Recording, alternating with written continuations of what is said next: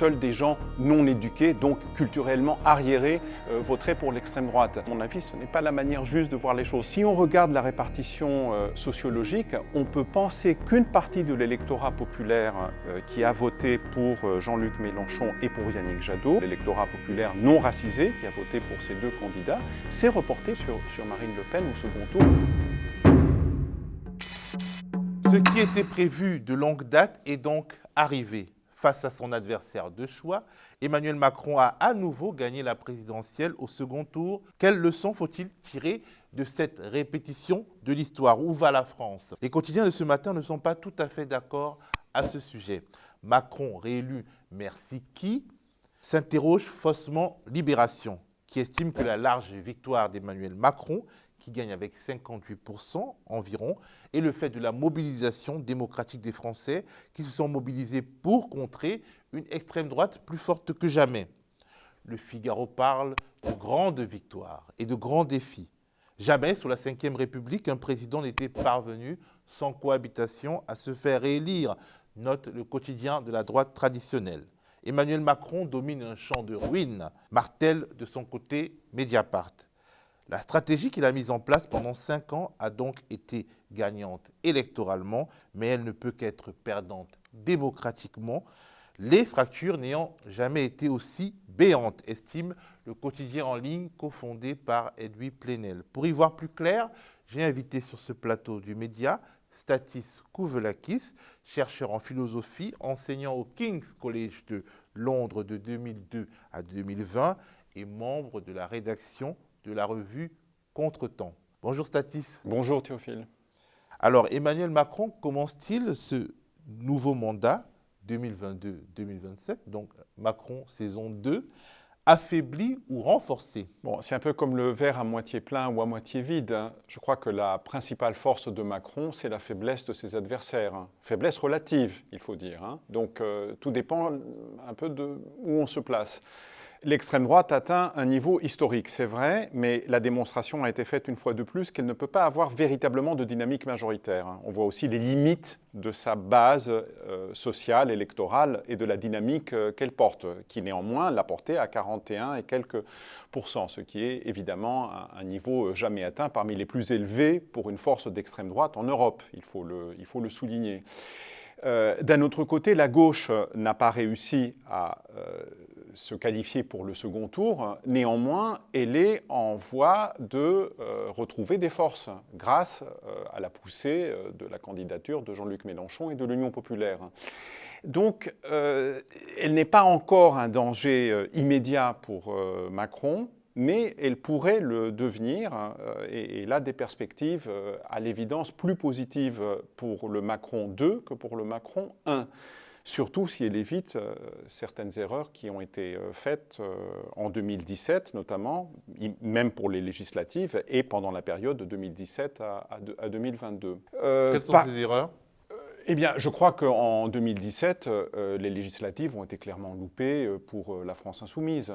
La division est immédiatement apparue entre la France insoumise et le PCF, ce qui fait que le nombre de députés France insoumise élus a été très inférieur à ce qu'on pouvait attendre pour une force qui avait fait 19% au premier tour de la présidentielle. Et la division qui est apparue en ce moment-là, la fracture avec le PCF, a abouti finalement à la candidature de Fabien Roussel, et ça a coûté la qualification au second tour. Et ça, par contre, ça aurait pu être évité, vu que le PCF avait soutenu la candidature de Jean-Luc Mélenchon à 2 reprises, en 2012 et en 2017. Donc ça, c'est quelque chose qui était évitable. Bien sûr, la responsabilité principale n'est sans doute pas du côté de la France insoumise. Néanmoins, à mon avis, il y a une part de responsabilité. Et la fracture de 2017 a permis aussi, à mon sens, à des tendances extrêmement régressives au sein du PCF de remonter à la surface. Et c'est la nouvelle équipe, la nouvelle direction autour de Fabien Roussel qui a gagné le Congrès et qui est venue après, et qui a été porteuse de cette campagne, à mon avis, tout à fait désastreuse de Fabien Roussel, et qui ne sied pas à un parti qui a les traditions et l'histoire du Parti communiste. Tu avais publié entre les 2 tours un article dans la revue Contretemps martelant le principe du ni Macron ni Le Pen, et évoquant un concept qui m'a saisi, l'antipolitique de la peur. C'est quoi l'antipolitique de la peur, et est-ce que nous avons eu finalement un second tour dépolitisant? Alors, la politique de la peur visait en fait... L'antipolitique de la peur. Oui, l'antipolitique, pourquoi? Parce qu'il y a une manière, il y a une sorte d'injonction à faire barrage à Marine Le Pen pour le camp qui est le camp d'en face, et avant tout au sein de la gauche, qui, à mon avis, est justement dépolitisante. C'est-à-dire que le vote Le Pen et le phénomène Le Pen est agité comme un épouvantail, et on ne comprend pas quels sont les véritables ressorts en fait, de la dynamique du vote Le Pen. Et ça, à mon avis, pour la gauche radicale, c'est grave si on s'engage dans cette voie. C'est-à-dire si on crie simplement au fascisme, alors je ne nie pas du tout que les racines de Le Pen sont dans le fascisme français, dans la tradition fasciste française, que son projet est un projet autoritaire de rupture avec des principes démocratiques fondamentaux, un projet xénophobe, raciste, tout ça c'est évident, mais il ne suffit pas de répéter ces points pour comprendre ce qui fait la force de Marine Le Pen et surtout pour développer un discours crédible pour la contrer. Je suis étonné, par exemple, qu'il a fallu attendre les tout derniers jours de la campagne pour que le caractère antisocial du programme de Marine Le Pen, au-delà de quelques promesses d'un vernis social très superficiel en réalité, commence à être abordé sérieusement. Par exemple, personne n'a mentionné le fait que Marine Le Pen, depuis 2017 précisément, n'arrête pas de donner des gages, en réalité, à la bourgeoisie et au capital pour apparaître comme plus respectable et comme plus acceptable comme force de gouvernement. Elle a abandonné la position de sortie de l'euro, personne n'a commenté. Elle a dit que la France devrait rembourser la dette. Elle a supprimé totalement ou en partie ses engagements pour la retraite à 60 ans, l'engagement pour supprimer les ordonnances Macron qui étaient dans le programme de 2017. Il n'y a aucun engagement au niveau des salaires à part baisser les cotisations, les cotisations sociales, donc donner un peu plus de revenus, mais au détriment évidemment du financement des caisses de retraite et de sécurité sociale, qui profiteraient à la fois soi-disant aux salariés mais aussi aux patrons, avant tout aux patrons. Ces mesures fiscales avantagent avant tout les plus riches. Donc il n'y a aucun, en réalité, contenu social. Le contenu social de Marine Le Pen, c'est qu'elle a réussi à faire passer auprès d'une partie des classes populaires qu'en s'en prenant précisément, non pas aux riches, non pas au capital, mais à une fraction en fait des classes populaires elles-mêmes, la fraction auprès de qui elle s'adresse, la fraction non racisée, on va dire, des classes populaires, pourrait en être bénéficiaire. Au lieu de s'attaquer de front à cette logique, comprendre quels sont les ressorts du vote Marine Le Pen, en particulier auprès des classes populaires, on agite des arguments qui, en tant que tels, peuvent être justes, mais sont insuffisants, et souvent enrobés d'un discours moralisant qui fait partie du problème, justement. Il fait d'autant plus partie du problème que quand on regarde la structure sociologique du vote d'hier, on se rend compte que le vote Marine Le Pen est souvent, très souvent, un vote ouvrier et employé, et qu'à force justement de diaboliser à la fois Le Pen et ses électeurs, on finit par des fois donner l'impression d'une sorte de mépris de classe. Donc ça nous permet d'analyser. Aujourd'hui, on a déjà des données sur la structure sociale du vote de ce second tour sociologique et territorial. Qui a voté quoi et comment? Bon, alors, ce qu'on voit, c'est l'Institut Ipsos, pour le moment, qui a publié des chiffres qui permettent un peu de cerner la géographie sociale et spatiale, on va dire, du vote Le Pen. Elle progresse parmi toutes les catégories de la population active, mais sa progression la plus forte est dans les catégories populaires où elle était déjà forte en 2017. Mais là, elle renforce vraiment ses scores. Elle atteint 65% du vote ouvrier, 55% du vote employé, une progression de 11% dans ces catégories. Elle se renforce aussi dans la catégorie cadre et professions intermédiaires, mais moins, de 5% par exemple chez les cadres, de 8% dans les professions intermédiaires. Donc dans la catégorie de la population active, elle est forte, mais surtout dans les catégories populaires. Alors ça, c'est très important pour la gauche radicale parce que c'est cette fracture qui empêche l'unification des classes populaires, de la classe travailleuse sur des bases de classe, justement. Et la gauche radicale doit comprendre que si elle ne gagne pas dans ces catégories-là, elle ne pourra pas véritablement conquérir une position hégémonique et avoir une véritable dynamique majoritaire. Donc c'est tout à fait essentiel de souligner la dimension de classe du vote en faveur de Marine Le Pen, donc beaucoup moins fort parmi les catégories diplômées. Alors évidemment, quand on entre dans le détail, on sait que le niveau de diplôme ne joue pas simplement dans les catégories supérieures, mais aussi dans des catégories du salariat, y compris du salariat précaire. Par exemple, un jeune salarié précaire, s'il est diplômé, s'il subit donc un phénomène de déclassement par rapport à son diplôme, va être beaucoup plus enclin, ou encline, si c'est une femme, à voter pour la gauche que quelqu'un qui n'a pas de diplôme. Ça, c'est intéressant d'ailleurs comme phénomène. Comment l'analyser ?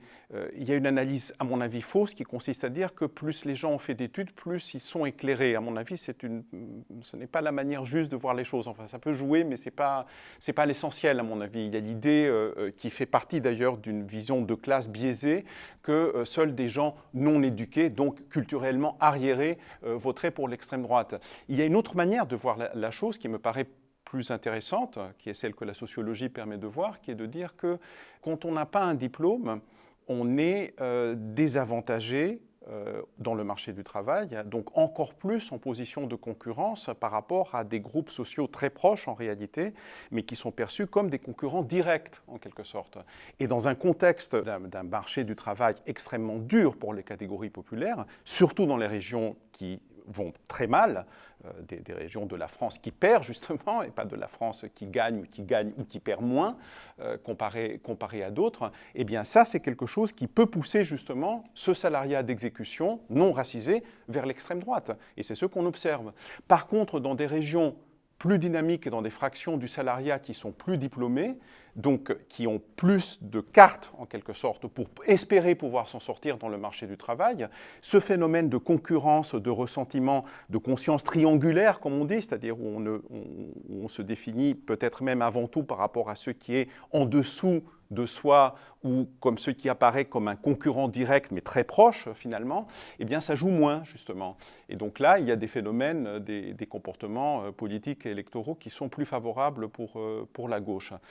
Le fait est, en tout cas, et ça permet d'introduire la dimension spatiale du vote, on l'a vu au premier tour, la gauche progresse dans les grandes villes.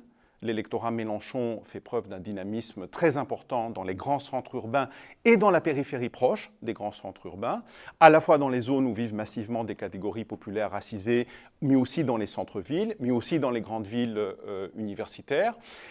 Par contre, il progresse moins dans la France des petites communes et surtout des petites communes de la France qui va très mal, là où précisément l'extrême droite est la plus forte. Donc on voit très bien que c'est les zones de force géographique, c'est le nord et l'est de la France, une sorte de banane comme ça, de croissant qui fait le nord et l'est de la France. C'est des régions anciennement industrielle, où la désindustrialisation est très forte, mais où se développe, se restructure un tissu productif, bon, à moindre échelle, mais qui est dans des emplois non qualifiés, dans une économie un peu de survie. C'est une France sinistrée, c'est une France où les jeunes, notamment les jeunes diplômés, partent, mais où les gens qui restent se sentent justement piégés, et c'est dans cette France-là, justement, que le vote d'extrême droite pénètre fortement. Et c'est là l'un des principaux défis pour la gauche radicale et pour l'Union populaire, je crois, d'arriver à s'implanter, à s'ancrer dans ces territoires-là. Ben justement, en fait, la gauche qui était exclue de ce second tour, qu'est-ce que ces électeurs ont fait lors de ce scrutin? Qui s'est abstenu? Qui a voté Marine Le Pen? Qui a voté pour Emmanuel Macron? Quand on entendait le commentariat majoritaire, on avait l'impression que tous les électeurs de Jean-Luc Mélenchon allait voter, en tout cas un nombre important allait voter pour Marine Le Pen. Qu'est-ce qui s'est passé finalement selon les sondages sortis des urnes qu'on peut déjà décortiquer? Bon, alors l'électorat était déjà divisé en 2017, il est aussi en 2022, ce qui confirme d'ailleurs la sagesse de la position de Jean-Luc Mélenchon et de la direction de l'Union populaire, qui a consisté à dire pas de vote pour Marine Le Pen et l'extrême droite pour des raisons de principe, et ça a été dit avec une très grande force et expliqué. Bien entendu, mais après on ne donne pas de consigne de vote. Et effectivement, ça correspond à des attitudes très différenciées dans l'électorat de la gauche en général et de Mélenchon en particulier. Alors, on a voté pour Macron, mais nettement moins qu'en 2017. Hein. Il y a 10 points de moins, j'ai regardé, il y a les chiffres de l'IFOP et les chiffres d'Ipsos qui montrent que le vote Macron a reculé à la fois dans l'électorat Mélenchon et dans l'électorat de Jadot, si on compare cet électorat par rapport à l'électorat de Hamon en 2017. Hein. Le recul même dans l'électorat Jadot par rapport à Hamon est plus important que dans l'électorat Mélenchon, presque 14 ou 15 points. Donc il y a à peu près 42%, selon les deux instituts, des électeurs et électrices de Mélenchon qui ont voté pour Macron, pour faire barrage bien entendu à Le Pen. Alors le reste, c'est réparti entre l'abstention, le vote blanc ou nul, entre 40 et 45% selon les instituts, et le vote Le Pen. Alors, le vote Le Pen, dans les deux instituts, est autour de 13-14% hein, des électeurs. Il augmente, selon l'Institut Ipsos, qu'il avait placé très bas en 2017. Il passe de 7 à 14 selon Ipsos. Et il se maintient à peu près stable autour de 13-14 selon les chiffres de l'IFOP. Hein, ça, pour avoir une image. Il est intéressant de voir que 7% selon Ipsos de l'électorat Jadot a également voté pour Marine Le Pen. Bah, du coup, ça remet en cause un peu les clichés sur les rouges bruns de la France insoumise et les verts purs de ELV, anti-fascistes qui seraient tous allés le doigt sur la couture du pantalon voter pour Emmanuel Macron. Tout à fait. Mais si on regarde la répartition sociologique, on peut penser qu'une partie de l'électorat populaire qui a voté pour Jean-Luc Mélenchon et pour Yannick Jadot, il faudrait-il préciser de l'électorat populaire non racisé qui a voté pour ces deux candidats, s'est reporté sur Marine Le Pen au second tour, ce qui montre à quel point le vote pour l'extrême droite et pour Marine Le Pen en particulier a une puissance d'attraction dans ces catégories socio-professionnelles qui sont cruciales, qui sont au cœur littéralement de tout projet de gauche et en particulier de gauche de transformation et de rupture. Bah alors, en parlant d'un électorat racisé qui a voté massivement pour Marine Le Pen, et ça pour la première fois, c'est celui des Outre-mer, notamment la Martinique, la Guadeloupe et Guyane. Bon, et la Guyane, bon, pour Mayotte, c'était déjà un territoire qui votait beaucoup pour Marine Le Pen, mais cette fois-ci, la Caraïbe, si on peut dire, vote franchement pour Marine Le Pen. Cette progression donc, du RN sur des terres marquées par l'histoire de l'esclavage et du colonialisme, elle est inédite et elle bouscule aussi les catégories qu'on a tendance à agiter. Je crois que ces territoires sont en état de révolte, hein, tout simplement, contre ce qui vient de la métropole. Hein. Alors, c'est pas exactement... Contre Emmanuel Macron, parce que Marine Le Pen aussi, elle vient de la métropole, et les clivages politiques... Oui, mais elle apparaît comme une force anti-système. C'est un vote anti... Là, pour le coup, c'est vraiment un vote anti-Macron qu'on a fait. Hein. Là, la logique du barrage anti-Macron a véritablement fonctionné. Bon, avec des taux d'abstention extrêmement élevés, hein, de toute façon, mais ils étaient déjà élevés au premier tour. Sauf qu'au premier tour, ça s'est traduit par un vote très fort pour Mélenchon. Et là, au deuxième tour, ça se traduit par un vote très fort pour Marine Le Pen. Donc, on va voter pour des candidats qui sont contre le pouvoir en place. Alors bon, c'est plus cohérent, évidemment, quand c'est pour des candidats de gauche progressistes, de rupture, comme Mélenchon. Mais on voit qu'on n'hésite pas, même si je ne pense pas qu'en termes vu les taux d'abstention, c'est quand même à un moindre degré, mais néanmoins, on n'hésite pas à voter, oui, pour une candidate ouvertement raciste et xénophobe, tellement le rejet du pouvoir en place est puissant. Il faut prendre la mesure de ce qui s'est passé sur le front social hein, dans ces territoires ces dernières années, hein, des mouvements sociaux. Le GIGN qui a été envoyé... Exactement, la répression, les revendications sociale, les caractères que le refus justement des restrictions et des contraintes sanitaires a pris, qui était aussi un refus contre un pouvoir qui a laissé faire avec le chlordécone par exemple, et qui après reste droit dans ses bottes concernant les contraintes sanitaires. Ça ne passe pas du tout quand les gens ont été traités de cette façon. Donc il y a effectivement une situation post-coloniale avec des séquelles extrêmement puissante qui est encore là, qui structure le paysage social, humain, mental dans ces territoires et qui trouve sa traduction dans ces votes de rejet extrêmement puissants. Alors, que penser de la possibilité de législative érigée en troisième tour? Finalement, c'est à gauche que ce troisième tour a été théorisé en premier, mais on a vu que l'extrême droite le fait aussi, peut-être dans une position un peu plus difficile, on va en parler. Mélenchon, Premier ministre, est-ce que tu y crois?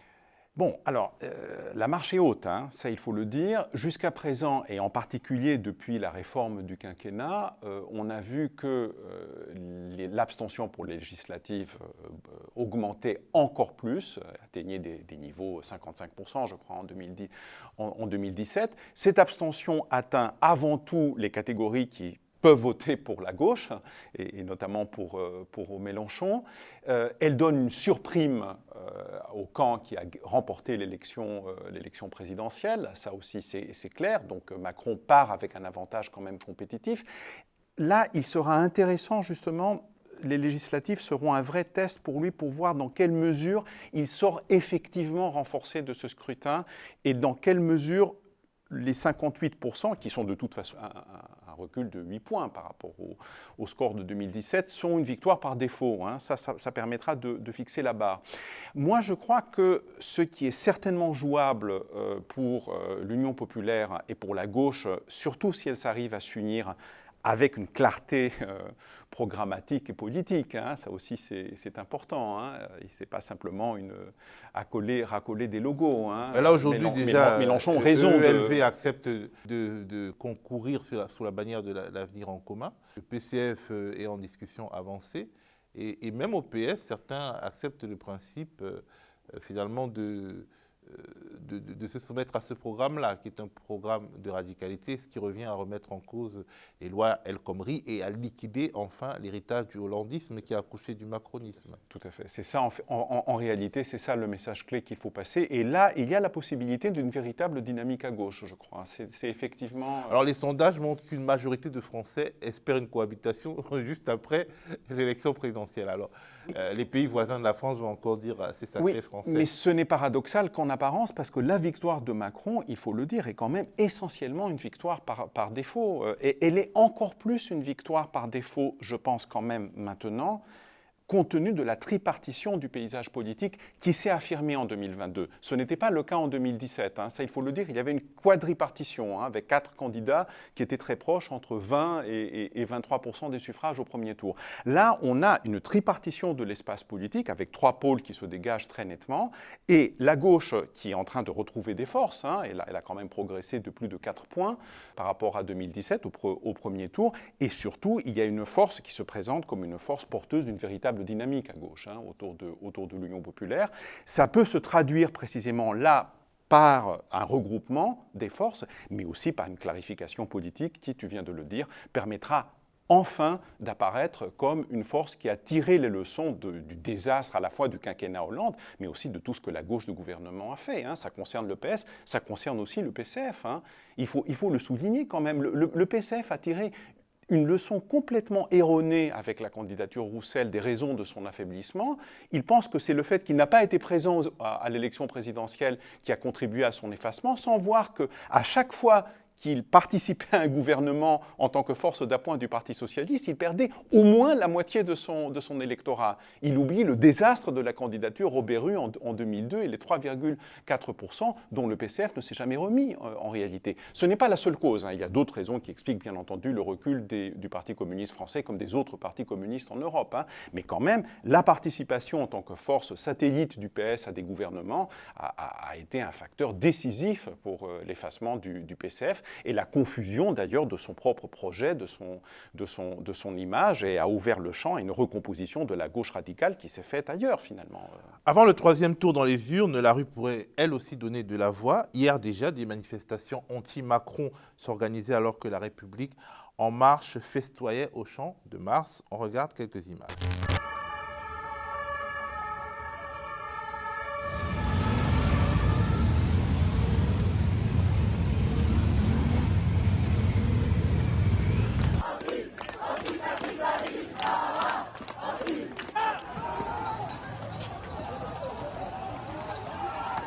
Après les Gilets jaunes, le mouvement de lutte contre la contre-réforme des retraites est dans un contexte où Emmanuel Macron promet un renforcement des effectifs de police et de gendarmerie.